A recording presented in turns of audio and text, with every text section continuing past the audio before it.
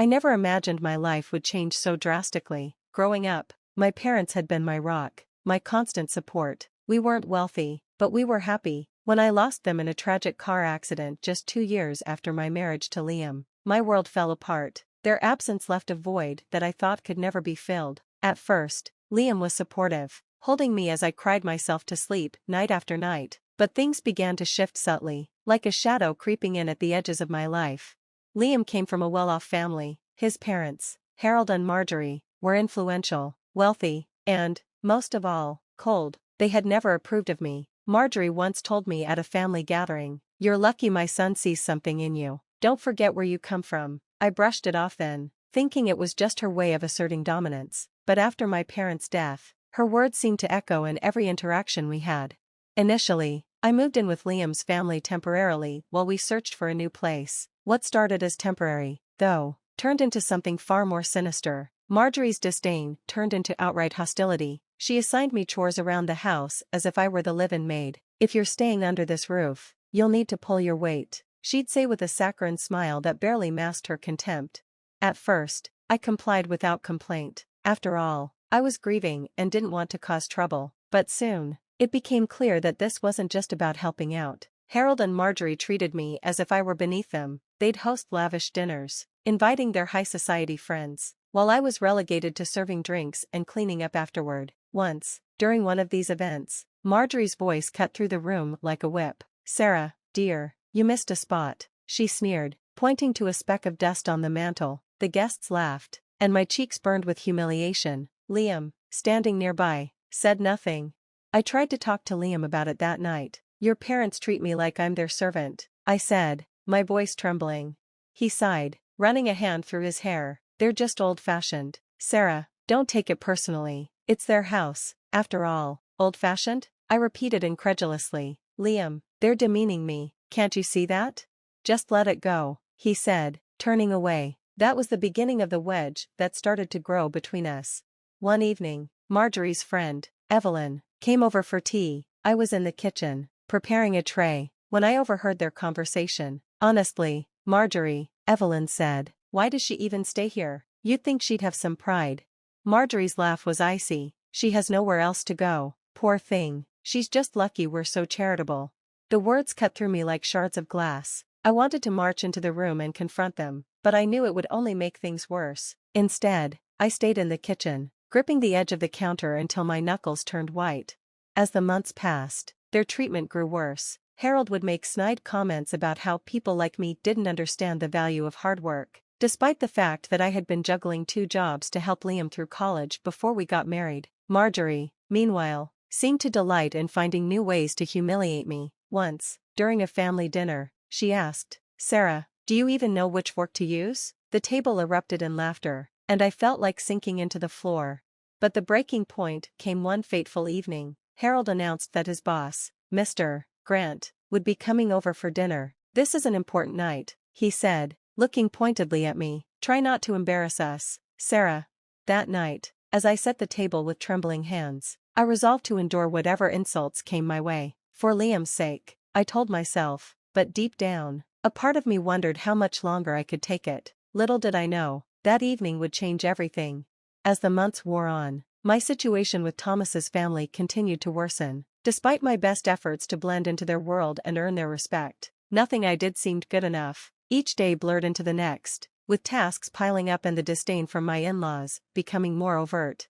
I found myself waking up before sunrise to prepare breakfast for the entire family. By the time I sat down to eat, Thomas's mother, Elaine, would click her tongue disapprovingly. "This toast is overdone," she'd complain. Or, "Didn't I tell you I prefer my eggs sunny side up?" It didn't matter how much effort I put in, she always found a flaw.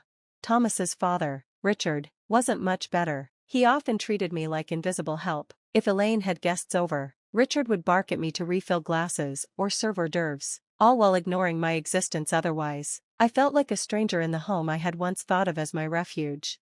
Thomas, once my biggest supporter, now seemed indifferent to my struggles. When I tried to talk to him, he would brush me off. "They're just set in their ways," he'd say. "You've got to learn to pick your battles, Mia." But how could I pick my battles when I felt like I was fighting a war on all fronts?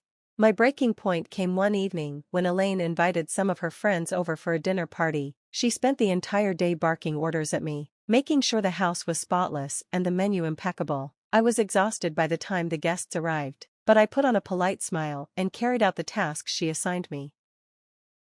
Toward the end of the evening, one of Elaine's friends asked about my family. I hesitated for a moment, then explained that I had lost my parents at a young age and had grown up in foster care. The room fell silent, and I immediately regretted sharing. Elaine broke the awkward tension with a forced laugh. "Well, that explains why you're so good at handling things on your own," she said, her tone dripping with condescension. Her friends chuckled politely, but I could see the judgment in their eyes. For the rest of the evening, I felt like I was on display, a curiosity for these well-heeled women to dissect. Later that night, I confronted Thomas in our room. "Your mother humiliated me tonight," I said, my voice trembling. Thomas barely looked up from his phone. "You're overreacting, Mia. She didn't mean anything by it." "How can you say that? You heard her." He sighed heavily, as if I were the one inconveniencing him. "You need to stop making everything about you. My parents have done so much for us." I stared at him in disbelief. "So that gives them the right to treat me like I'm beneath them?" Thomas didn't answer, and I realized that the man I had married, the man who had once promised to stand by me no matter what, was no longer the same. The next day, while running errands for Elaine, I stopped at a small cafe to grab a coffee. As I waited in line, I overheard a conversation at the table behind me. A man in a sharp suit was speaking animatedly about a new charity project he was spearheading. His voice was warm and inviting, and for a moment, I felt a pang of longing. When I turned to glance at him, our eyes met. He smiled, and I quickly looked away, embarrassed. Little did I know, that chance encounter would change the trajectory of my life. That evening, Elaine announced with great fanfare that Richard's boss, Mr. Harrington, would be joining us for dinner the following week. She was in a flurry of excitement, directing preparations like a military general. "This is a big opportunity for your father-in-law," she said. "Don't screw it up, Mia." I wanted to roll my eyes, but I bit my tongue. I knew this dinner would be another test, and I braced myself for whatever was to come. The days leading up to the dinner were grueling. I spent hours cleaning every corner of the house, polishing silverware, and perfecting recipes under Elaine's watchful eye. By the time the evening arrived, I was too tired to even feel nervous. As the guests began to arrive, I tried to stay in the background, serving drinks and making myself as inconspicuous as possible. But when Mr. Harrington walked through the door, my heart stopped. It was the same man I had seen at the cafe. He paused when he saw me, his brow furrowing slightly. "Mia?" Everyone turned to look at me. I froze, unsure of how to respond.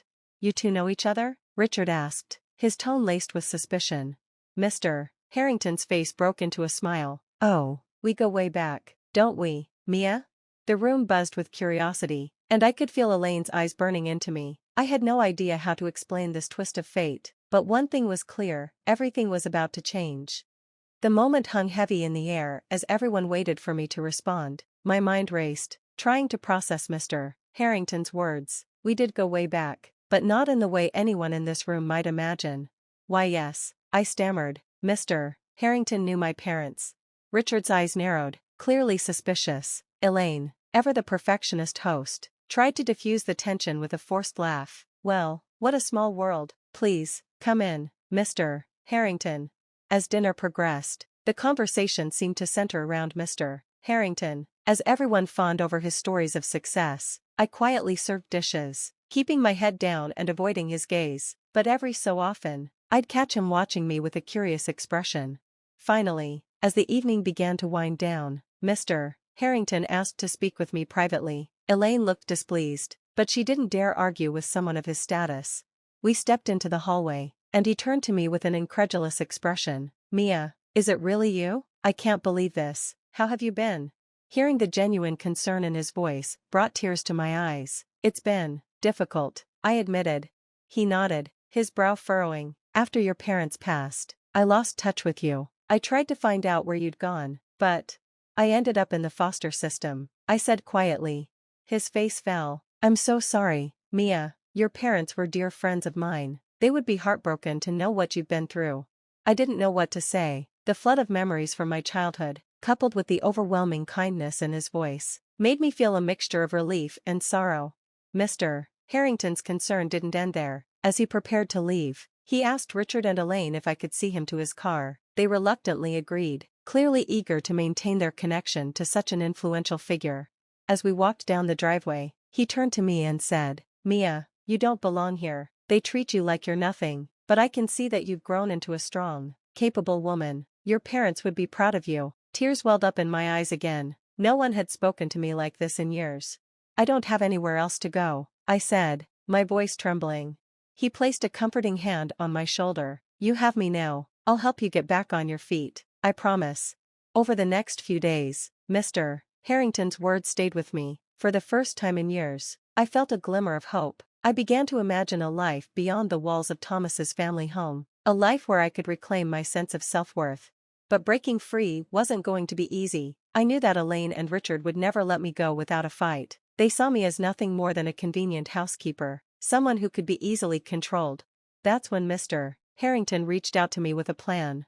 One afternoon, while Elaine and Richard were out, I received a call from Mr. Harrington. He told me about a job opening at his company, one that he believed I'd be perfect for. "I know it's a lot to process," he said, "but I want you to think about it. This could be your chance to start fresh."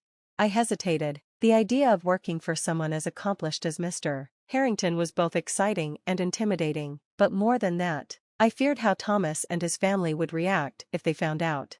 "You deserve this, Mia," he added. "Don't let anyone convince you otherwise." That evening, as I tried to muster the courage to tell Thomas about the opportunity, a confrontation erupted.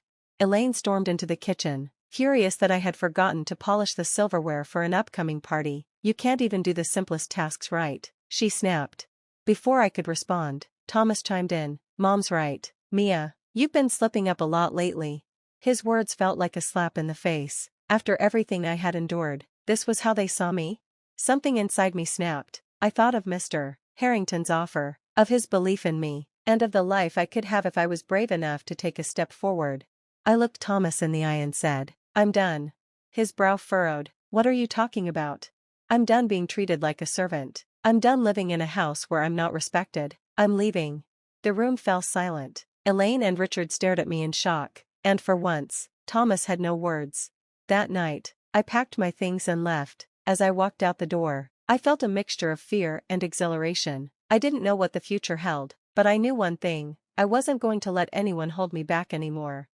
I stood on the sidewalk outside Thomas's family home, clutching my small bag of belongings. The house loomed behind me, cold and unwelcoming, but as I took my first steps away, I felt the weight begin to lift from my shoulders.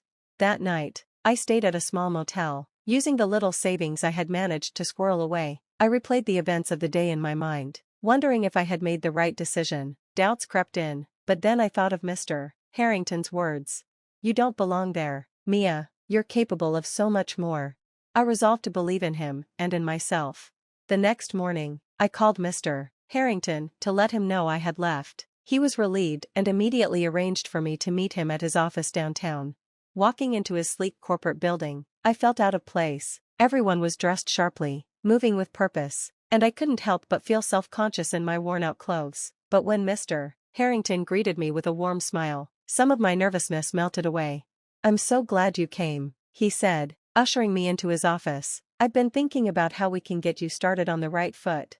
He explained the job he had in mind for me, an entry-level administrative role. It wasn't glamorous, but it was an opportunity to learn, grow, and, most importantly, to earn my independence. "You've got potential, Mia," he said. "I see it. This is just the beginning." Starting at the company was daunting. I had little experience, and the learning curve was steep. There were moments when I doubted myself, times when I felt overwhelmed by the demands of the job, but every time I wanted to give up, I thought of where I had come from and where I wanted to go. Mr. Harrington became a mentor to me, offering guidance and encouragement whenever I needed it. Slowly but surely, I began to find my footing. I made friends among my colleagues, who were supportive and kind. For the first time in years, I felt like I belonged. As I settled into my new life, I began to confront the pain of my past. Losing my parents had left a hole in my heart, and the years of mistreatment had made me doubt my worth. But through therapy and self-reflection, I started to heal. One evening, I found myself sorting through a box of my parents' old belongings that Mr. Harrington had kept for me. Among the photos and keepsakes was a letter my mother had written to me years ago. It read, "Mia, life will have its challenges, but never forget how strong and capable you are. You have a kind heart, and that will take you far. Always believe in yourself, even when it feels impossible." Reading her words brought tears to my eyes. I realized that, despite everything, I was living the life my parents would have wanted for me, a life of dignity, hope, and possibility. Several months later, I ran into Thomas at a coffee shop. He looked surprised to see me, and, to my astonishment, a little ashamed. "Mia," he said awkwardly, "I've been meaning to reach out." I crossed my arms, unsure of what to say. "Listen, he sighed, running a hand through his hair, "I didn't treat you right. None of us did. I'm sorry." His apology was unexpected, and while part of me wanted to lash out, I chose a different path. "Thank you," I said simply. "I hope you've learned from it." Walking away from him, I felt a sense of closure. I no longer needed validation from Thomas or his family. I had found my own strength. 1 year after leaving Thomas's family, I had built a life I was proud of. I had been promoted at work, moved into a cozy apartment, and even started taking classes to further my education. Mr. Harrington remained a guiding presence in my life, and I was grateful for his kindness. But more than that, I was proud of myself, for taking the leap, for persevering, and for rediscovering my worth. As I sat on my balcony one evening, watching the sunset, I thought about my journey. Life hadn't been easy, but it had taught me resilience. I whispered into the fading light, "Thank you, Mom and Dad. I'm finally living the life you always wanted for me." And for the first time in years, I felt truly at peace.